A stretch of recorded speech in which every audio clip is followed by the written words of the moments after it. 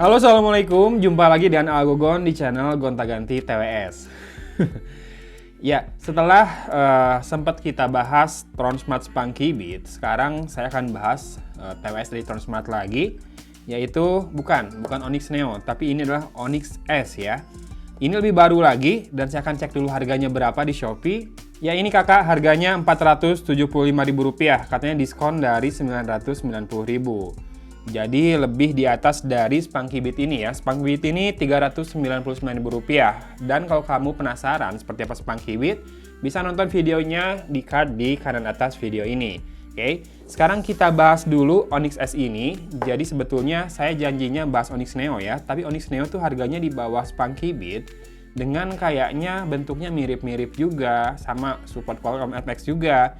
Jadinya kita bahas yang lebih premium aja ya. Ini penampakannya beda. Ini half in ear, nggak in ear kayak yang Spunky Beat dan juga Onyx Neo. Dan dia punya highlight crystal clear calls via quad microphone array. Dan kalau dilihat nih, di sini ada 4 mikrofonnya. Jadi 2 di masing-masing buds-nya ya, di atas dan di bawah. Ini yang bikin teleponan katanya bisa lebih clear suaranya karena ada noise reduction for clearer calls dengan quad microphone tadi. Dan kalau ngelihat nih, abang-abangnya beda ya. Tuh, kan abang-abangnya beda. Yang ini udah pakai kacamata Ray-Ban, udah udah lebih gaya lah ya. Nggak itu jokes doang ya.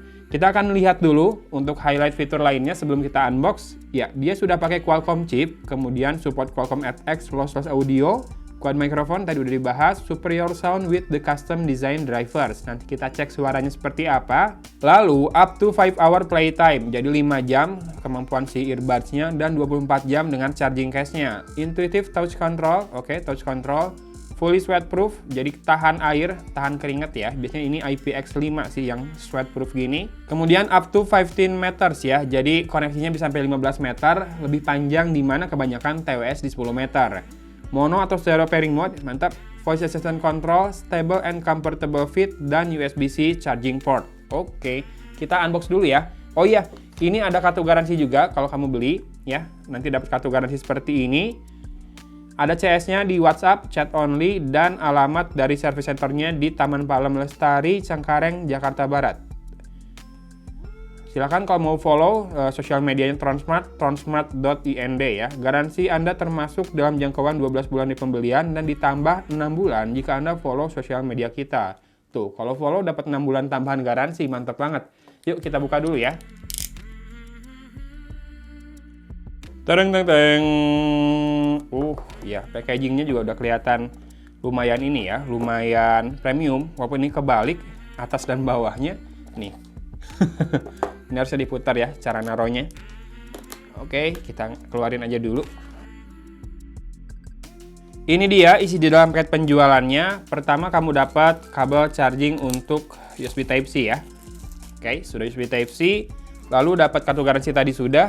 Oh, di dalamnya ada kartu garansi lagi. Double. Kemudian ada user manual dari Tronsmart ini. Tronsmart, kok Tronsmart? Tronsmart ya. Udah saya baca, pairingnya otomatis, jadi tinggal keluarkan dari charging case-nya, maka dia akan pairing. Kita masukkan dulu. Ini yang, langsung menyala nih si charging case-nya, kelihatan?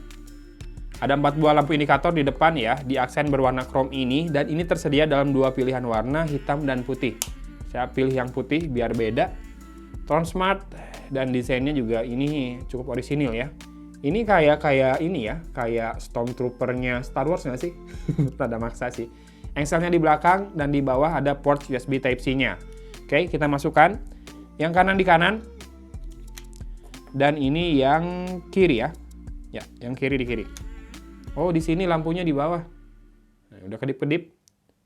Flashing gini biasanya udah masuk ke mode pairing ya. Dan kamu bisa lihat di dalam charging case-nya di situ ada tulisan input 5 volt 300 mAh maksimal. Dan ini nggak disebutin ya kapasitas dari charging case-nya. Nanti kan saya baca di brosurnya atau di manualnya. Sekarang kita pairing dulu ke smartphone ya. Sudah muncul Tronsmart Onyx S. Lalu pairing yang kedua. Oke, ini mantap. Jadi dia pair keduanya langsung. Tidak ada master dan slave. Dan sudah muncul juga logo FX-nya di situ ya. Ada bunyinya, deng gitu ya. Jadi nggak bunyi orang, tapi lebih bunyi nada kayak gitu. Sekarang kita headbang test dulu sebelum saya ngetes buat suaranya main lagu, nonton streaming, sama main PUBG. Bentar ya. Yang half ear gini harus pastiin melekat dengan baik ya. Kalau perlu diputar gini dulu. Ini yang kiri udah melekat. Oh, yang kanan udah sekarang. Tunggu, kita headbang test.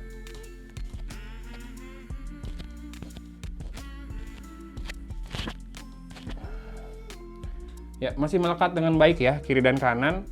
Walaupun memang rada ada kekhawatiran ya, karena ini kan nggak masuk banget ke dalam telinga kita ya. Beda sama yang in-ear beneran. Tapi segini udah enak sih, udah nggak gampang lepas ya. Kita tes dulu suaranya ya. Oke, ini saya sambil main PUBG ya. Saya lari, nanti saya berhenti langkahnya, saya pengen denger. Oke, masih on point. Saya berhenti berlari, dia suaranya berhenti juga. Oke, udah dulu mainnya, nanti kasihkan. Dari tadi belum ketemu musuh sih, dan saya ngerasanya untuk suara langkahnya ini on point banget. Hampir nggak ada delay. Iya, nggak kerasa delay, serius. Biasanya saya masih ngerasain antara 1 langkah atau setengah langkah ya, yang paling bagus pun. Ini beneran hampir nggak kerasa ada delaynya. Saya takut dikira bilang bohong lagi ya, kalau ngomong gitu kan. Soalnya kan si earphone-nya ini nggak kedengeran suaranya ke kamera. Tapi yang saya dengerin, pokoknya nih kayak gini nih, tadi. Terus saya stop larinya, itu beneran berhenti suaranya. Kemudian ketika nembak juga nggak ada delay, walaupun ini belum ketemu musuh ya. Mungkin kalau ketemu musuh head to head, lawan tim 4 lawan 4, bisa jadi delaynya lebih kerasa. Nah, kemudian tadi saya kan sempat ngetes pakai Redmi Note 9 Pro. Nah, tadi si PUBG di sini dia download datanya gede banget. Jadi saya pikir lama downloadnya, saya pindah mainnya ke Huawei P30 Pro. Iseng-iseng saya juga nyetel ulang musik di Huawei P30 Pro. Ternyata karakternya beda loh ketika disambungkan ke Redmi Note 9 Pro dengan ke P30 Pro.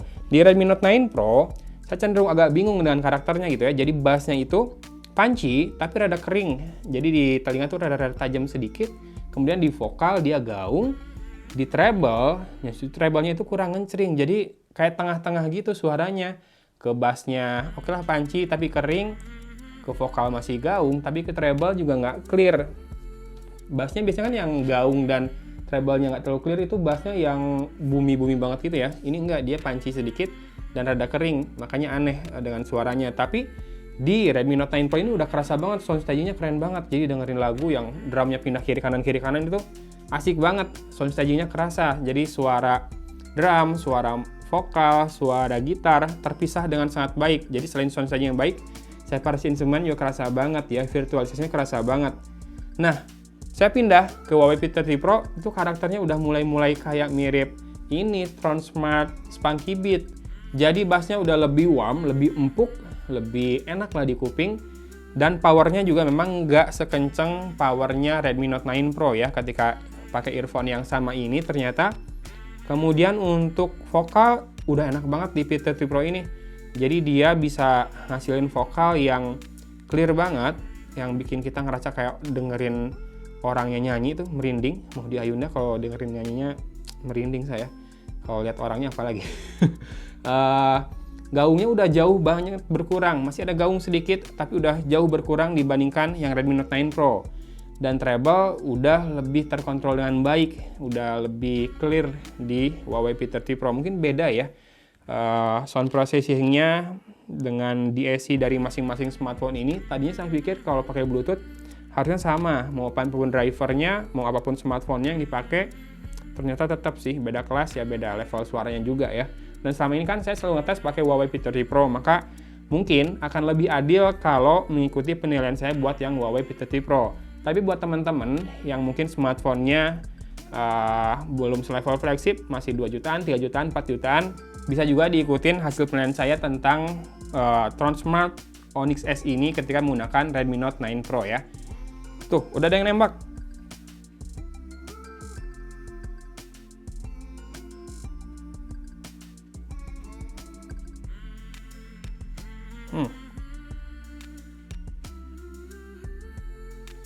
Mati dia. Saya bisa dengar suaranya barusan pelan dari situ. Dan serius asli, nggak ada delay-delayan. Harusnya sih tetap ya, kalau didengerin baik-baik mungkin kerasa delaynya walaupun sedikit. Tapi segini udah minim banget. Jadinya udah enak banget buat gameplay. Saya malah main game lagi jadinya. Saya mau jelasin ketika nonton video YouTube, udah selaras banget lah antara suara yang didengar dengan gerak mulut. Walaupun di beberapa video kadang mungkin ada dari yang editnya juga yang rada-rada telat sedikit. Kalau saya dengerin yang video saya sendiri yang sudah saya yakin bahwa ini suaranya ngikutin gerak mulut, ini udah on point banget, udah ngikutin banget dengan gerak mulut, udah serasi ya. Udah on point banget dengan gerak mulut, udah serasi. Belibet ngomongnya. Jadinya kalau ditanya karakternya gimana, saya akan pilih jawab buat ngikutin karakter ketika memakai P30 Pro. Suaranya enak banget buat dengerin vokal, aduh nikmat pokoknya. Walaupun ya ini half in ear ya, jadi tadi saya masih rada lama masangnya biar yakin nggak akan lepas. Kemudian dari tadi kita belum lihat penampakan dari earbudsnya seperti ini. Ya, mirip AirPods sedikit, tapi ada beda nih di tangkainya, nggak terlalu mirip jadinya ya. Kemudian lampu indikatornya di sini, kamu bisa lihat ada mikrofon di atas sana, 2, dan di bawah juga ada mikrofonnya, jadi quad mikrofon. Saya belum tes buat nelpon sih, saya nggak tahu jam segini mau nelpon siapa. Tapi yang jelas tadi yang saya temukan di buku manualnya, ini charging case-nya 400 mAh juga ya. Dan untuk pengoperasiannya, ternyata ini touch sensornya tetap bisa ngakses atau bisa respon ketika di tap 1 kali, tapi tap 1 kali itu berfungsi untuk ngatur volume ternyata. Nah ini yang rada unik juga, di sebuah TWS bisa ngatur volume, tap di kanan buat naikin volume, tap di kiri buat nurunin volume, tap 2 kali itu buat play dan pause, mau di kiri dan kanan sama, tap 2 kali. Kemudian tap dan tahan, itu buat next track kalau di kanan, di kiri buat previous track, tap 3 kali ya buat voice assistant. Jadinya cukup lengkap kontrolnya. Untuk level harga Rp475.000 sih menurut saya ini udah lengkap banget ya. Suaranya bisa banget diandalkan. Touch controlnya udah lumayan, walaupun tetap bisa di touch 1 kali, tapi dia buat ngatur volume. Kemudian charging case-nya sudah USB Type-C ya, walaupun ini tidak seunik Spunky Beat yang punya kabel Type A bawaan di charging case-nya. Ini karena charging case-nya lebih tipis, lebih stylish, lebih fashionable, jadinya tidak disertakan kabel di bawahnya ya. Kayaknya nggak mungkin juga kalau desain seperti ini. Kemudian tipenya half in ear, jadi buat teman-teman yang buat dipakai denger musik di luaran sana, misalkan kayak kemarin saya ke bengkel nunggu dipanggil kan sejam, kan kita takut dipanggil kelewat kan, jadinya half in ear lebih cocok di kegiatan-kegiatan kayak gitu. Buat di dalam kamar juga cocok sih, tapi mungkin nggak akan cocok ketika kamu ingin terbebas dari hingar-bingar suasana luar. Misalkan ketika lagi di dalam kereta bepergian berjam-jam yang kamu nggak butuh buat dengerin panggilan, half in ear ini pastilah isolasinya nggak akan sebagus yang full in ear ya. Tapi overall, buat harga Rp475.000 sih saya berani segitu, karena suaranya ternyata mantap, delay-nya juga minim banget. Kamu cocok nggak dengan karakternya? Kalau cocok silakan, linknya ada di deskripsi video ini. Demikian video kali ini kali ya. Ada request nggak TWS apa selanjutnya? Saya udah banyak banget bahas TWS kayaknya nih. TWS. Kalau bosan bilang juga ya di komen ya. Bosan TWS mulu, yang lain dong, smartwatch atau apa, boleh juga komen. Dari Kota Cimahi, Agun pamit undur diri. Wassalamualaikum warahmatullahi wabarakatuh.